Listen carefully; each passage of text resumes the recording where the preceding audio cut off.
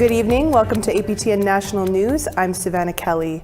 The Shaw South Nation in British Columbia says researchers have found 40 unmarked graves at the former St. Augustine's residential school.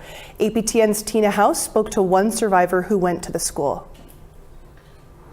Earlier this week, the Shishelt First Nation near Shishelt, BC, announced that they discovered 40 unmarked graves. Very troubling discovery, as we've seen many of these unmarked graves being discovered right across the country. Joining me today is Deborah Baker. Deborah, you were a former student at that residential school as well as your family. Can you tell us about your experience there? So yes, I was there in the early 70s with my older brother Richie and my younger brother Matthew and my uncle Wesley, my auntie Roberta, and my auntie Mavis. And it was tough. There's no doubt about it. Like, we were separated from the boys' side to the girls' side, and we didn't get a chance to really mingle as a family, I guess you could say. But we knew we were all family, and my grandfather lived on the waterfront reserve there, and when he'd walk by, I'd run up to him and ask him for money. But it was like, it honestly felt like we were segregated from the rest of the community and even from our family members. Deb, some very troubling news this week coming out of that community there. What were your first thoughts when you heard that 40 graves have been discovered so far? I was definitely heartbroken. I last week when I addressed the Prime Minister, Justin Trudeau, I didn't realize at that time how many or who, but I found out just a few days ago that I had an uncle who was my grandfather's brother named Simon, and that my grandfather had written to the priest in 1935 about where is my brother Simon. And so it just couldn't stop crying. I just felt so emotional. The thought of my great-grandmother Molly Ann not knowing where her child is or what had happened, nothing as far as I know, and there's still more information to gather to find out about that. But not only that, the other 39 plus families, I'm sure that the investigation's continuing, and so there may be more. But across the country, when I think about all these residential schools and the children who didn't make it home, my heart goes out to all their families, and it's just heartbreaking. And here you're at a school, you're at a school, and this is happening, and it wasn't a school. That's, as far as I'm concerned, it wasn't a school. Absolutely, Deb. Our hearts go out to you and the entire community in this latest news. Take care of yourself, and thank you so much for joining us today. We really appreciate that. Thank you. Thank you. Back to you in studio. The National Indian Residential School Crisis Line is available for survivors and others who might need support. That number is 1-866-925-4419. Are there unmarked graves on the grounds of the McGill University in Montreal? We should soon find out. A group of women from the Ganawage Mohawk territory near Montreal have stopped construction of a new medical facility until it can be determined if there are unmarked graves on the site. Amelia Fournier has the story. The number of lawyers that were in court today, and you people stood up and spoke and asked for the simple truth. We are behind you. Hans Dibka is hoping the Mohawk mothers of Ganawage, the Ganyegahaga Ganistansera, have brought him closer to getting answers about his mother's treatment at the Allen Memorial Institute at the hands of Dr. Ewan Cameron in the 1950s. Cameron's American CIA and Canadian-funded psych experiments that involved high doses of LSD, electroshock therapy, and sleep deprivation left patients forever changed, and some, the Ganistansera allege, never returned. The Ganistansera think that bodies of Indigenous children may have been buried there too. They came to a court-supported agreement with McGill and the Quebec Infrastructure Society, or SQI, to examine the grounds for human remains before works can begin on the grounds of the old Royal Victoria Hospital. We as people, not as an organization, we as people, we hold inherent rights, and that is what allowed us to keep going forward. If we're representing an entity of Canada, it's a conflict of interest. It set legal precedent. The Ganistansera are not affiliated with a band council, but they exerted their rights over Ganyegahaga territory without lawyers. All Native people throughout Canada have their own way, and they can approach the court, and they don't even need a lawyer. They can do it themselves. Judge Gregory Moore of Quebec's Superior Court issued an injunction to halt construction at the old hospital in October. Now that the agreement is established, the injunction is lifted, and a panel of expert archaeologists selected by all parties will determine how digs will proceed. Kanien'kehá:ka cultural monitors will also be present on site during archaeological works. The agreement also compels McGill, the Feds, and McGill University Health Center to expedite release of records relating to the Allen Memorial experiments. This is a model capable of being followed, a model of reconciliation and trust building. But at the heart, it has to be about the children. Lana Ponting, one of the only remaining living survivors of the experiments, wore a ribbon skirt given to her by the Augustines to share her story during the hearing. Isn't it beautiful? She has testified that she witnessed people digging what she presumes to be graves at night, and that she saw Indigenous people of all ages being subject to Dr. Cameron's brutal experimentation. People need to know the truth. And I do want the Prime Minister of Canada to do a public inquiry. It's time. While evidence of unmarked graves on McGill grounds is circumstantial, it was enough for Canada's Special Interlocutor on Missing Children and Unmarked Graves to get involved. Julian Falconer, the interlocutor's legal representative, said institutions are unlikely to consider allegations of unmarked graves. In each case, and the Special Interlocutor speaks to this, there is a discernible, sad but understandable level of denialism. In an email statement to APTN, the SQI said, in French, they were, quote, very happy to announce the signature of this agreement that will permit to shine a light on the allegations of the presence of unmarked graves. And McGill called the agreement, quote, an unprecedented collaboration. Amelia Fournier, APTN National News, Montreal. A parliamentary committee heard from sex work advocates about how decriminalization, not more regulation, is the best way to prevent violence against women, girls, and gender-diverse people. APTN's Leanne Sanders reports. We don't even have the legitimacy to work and to create good working conditions for ourselves. So what I'm interested in, I think a lot of people on this committee are interested in, is figuring out how we avoid more serial killers going after sex workers, how we avoid people, exploiters and abusers, hearing the message that government is sending them, that is to say, sex workers are a good victim for you because you will not be caught. You can be violent against sex workers because we also want to eradicate them. Sandra Wesley is from a Montreal nonprofit that fights for the rights of sex workers. She says sex work needs to be more clearly defined as work, and more distinction between those trafficked and those working would help. Wesley was one of two presenters at the Committee on the Status of Women. She says violence against sex workers should be prosecuted as sexual assault and not trafficking. That would bring the trafficking numbers down. Kate Sinclair of the Sex Workers of Winnipeg Action Coalition agrees and says more lawmaking around sex work is not the answer.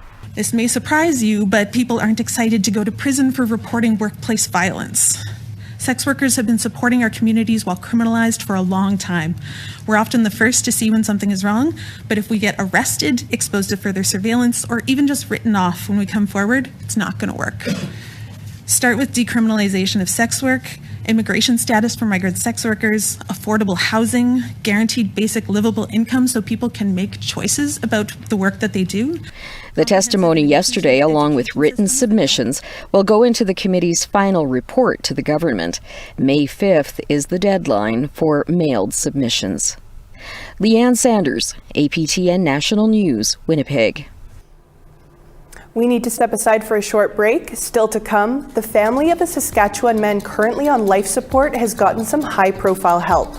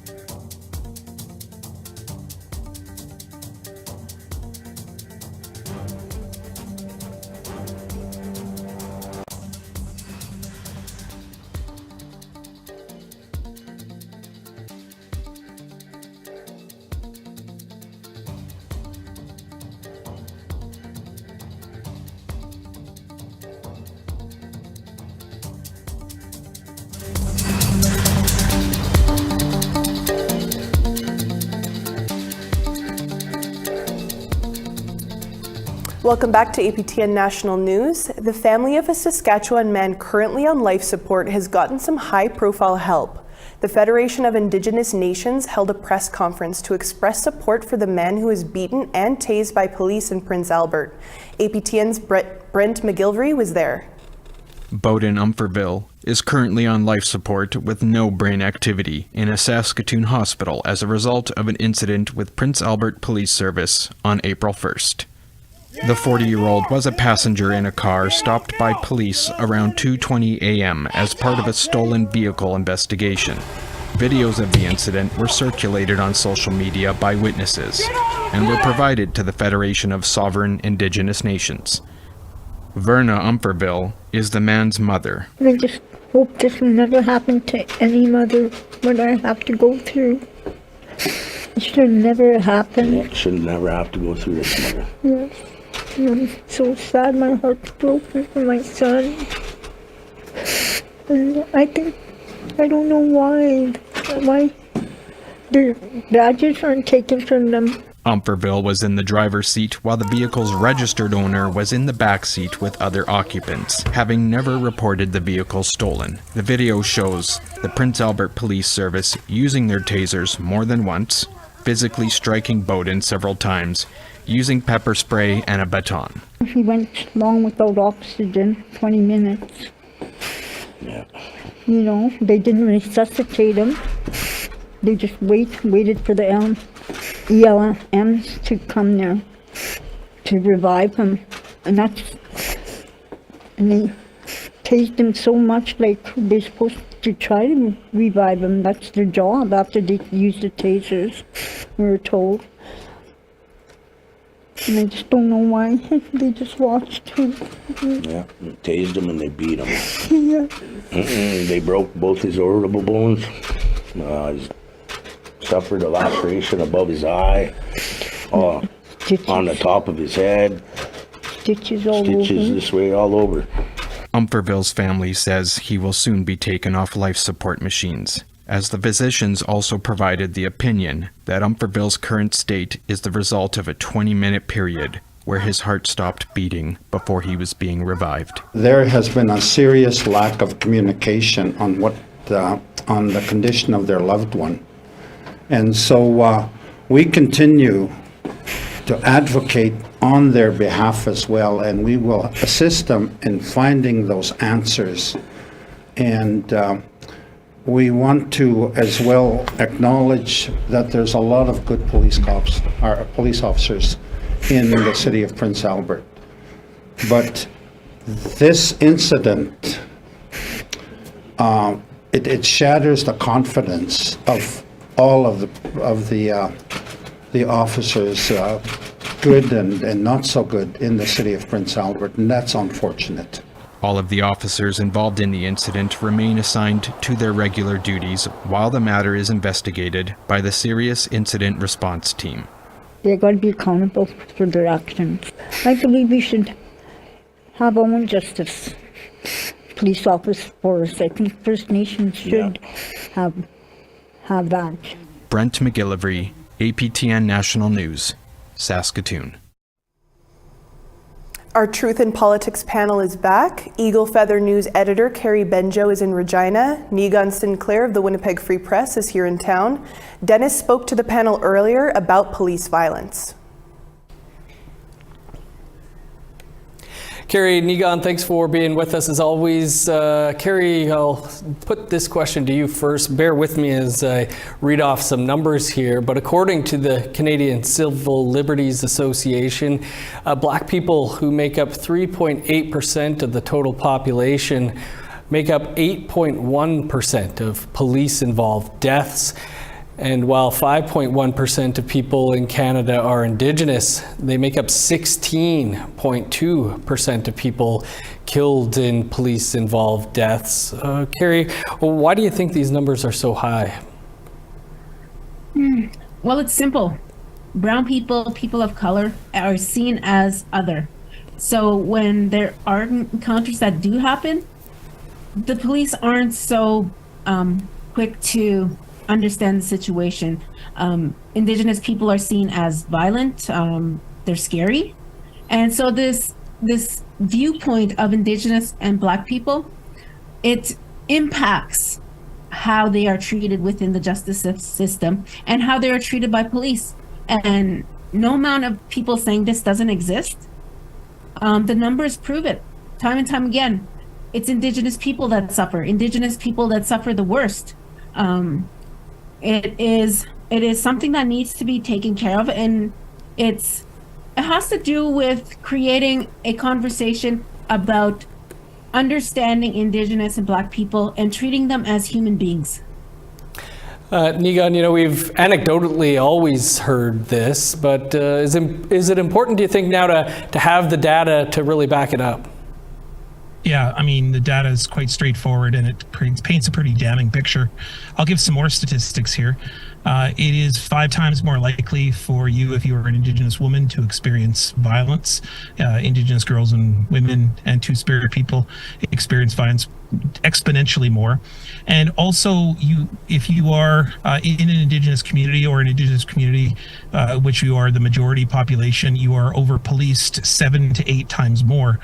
The fact is that policing is really an issue. And one of the most important things around policing is that the reaction of police and the training of police is fairly inadequate. I mean, it's not suitable any further to have awareness sessions when it's really an issue of misrepresentation and the ability for police officers to handle situations that they are thrust into when they frankly don't understand what's going on when it comes to the history of Indigenous peoples. And what I always tell police is that when you show up in a community, you are not thought of as a helper, you're thought of as a herder. And so that means that police officers, frankly, are not adequately prepared to go into these situations. And oftentimes, as a result, that's why we see so many of these deaths. Manitoba last year had the highest amount of Indigenous homicides on record. And it isn't just at the hands of those in communities, it's also in situations involving incarceration. Carrie, both you and Niigaan have touched on training here, but what can be done to reverse this trend, to reduce the numbers of Black and Indigenous people killed by police? Like I said, it's humanizing the community. I think officers that are accepted into a community know what they need to do. We have RCMP officers that become a part of the community and they don't have issues because they make the extra effort to get to know the people that they're policing as people. They know how to judge a situation.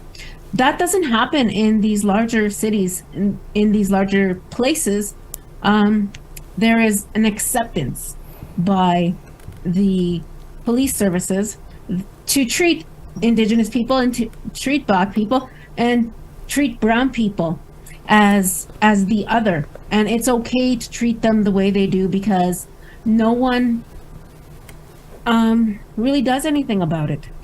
Indigenous people are the only ones standing up and demanding justice. We don't see politicians, white politicians, coming forward and saying, this needs to change. We need to do something.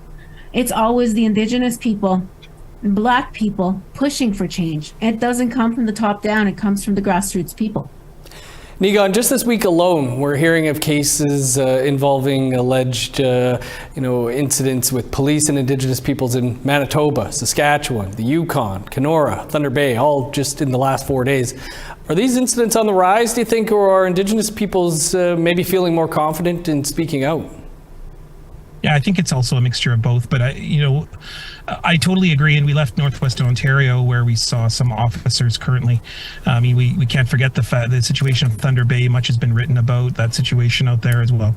I mean, the reality is that, people have smartphones, people have abilities, social media. I mean, there's other ways for Indigenous people to tell our stories. So perhaps we're hearing more about this, but I also think that it's a reality in which things that have happened in the past were perhaps not thought of as police brutality or violence. And nowadays, people are much more versed on their rights. They're much more versed on the inadequate training that police officers are getting.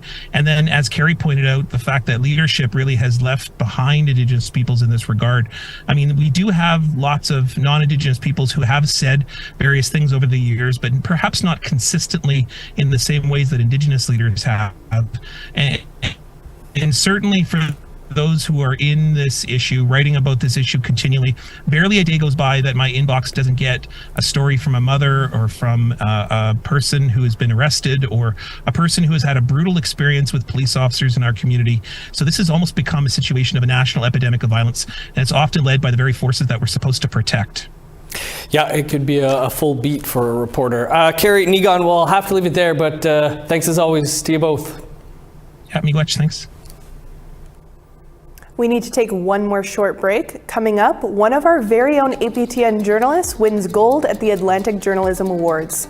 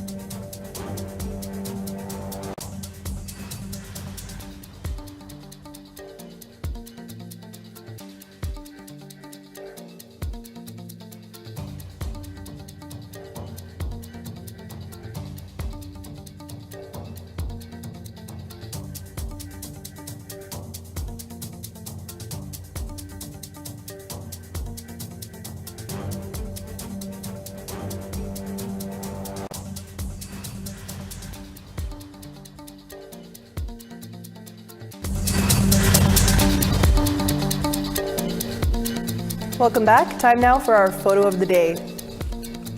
Cheryl McDonald shared this photo of the rising waters along the Ottawa River at Oka-Ganasatake in South Quebec. Cheryl calls this photo Land, Water, and Sky Spirits United. Thanks, Cheryl. For the chance to be our next photo of the day, send your photos by email to share@aptn.ca. Now let's take a look at tomorrow's weather forecast. Starting on the East Coast, we've got 3 degrees in St. John's, 8 degrees in Charlottetown. Kuujjuaq, 5 degrees, Nain, 2 degrees and snow. Val-d'Or, 7 degrees, Chibougamau, 11 degrees and some rain. Sarnia, 12 degrees, North Bay, 11 degrees, some rain there as well. Kapuskasing, 4 degrees and snow, Big Trout Lake, -1. Churchill, -4, God's Lake, +1 and some sun there. Winnipeg, sunny and 6 degrees, Barons River, 1 degree. Regina, -1, North Battleford, mix of sun and cloud, 4 degrees. Stony Rapids, 9 degrees, L'Orange, sunny and 8 degrees. Fort Chip, 9 degrees, Fort McMurray, 11 degrees and sunshine. Red Deer, snowy, 4 degrees, Edmonton, +11. Kamloops, 14 degrees, Quesnel, 11 degrees and sunny. Fort Nelson, sunshine, 10 degrees, Dease Lake, 7 degrees. Dawson, 6 degrees, Rock River, -5.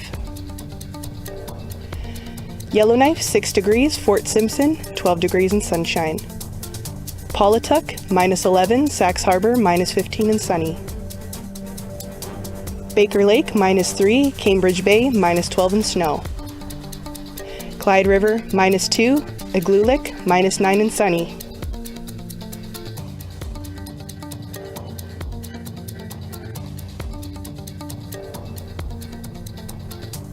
Our own Angel Moore won gold at the Atlantic Journalism Awards this week.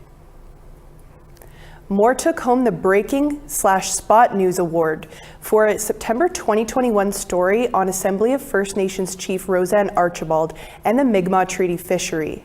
The chief was on a Mi'kmaq fishing vessel being surrounded by officials from the Department of Fisheries and Oceans. This is Moore's second AGA award. Congrats, Angel.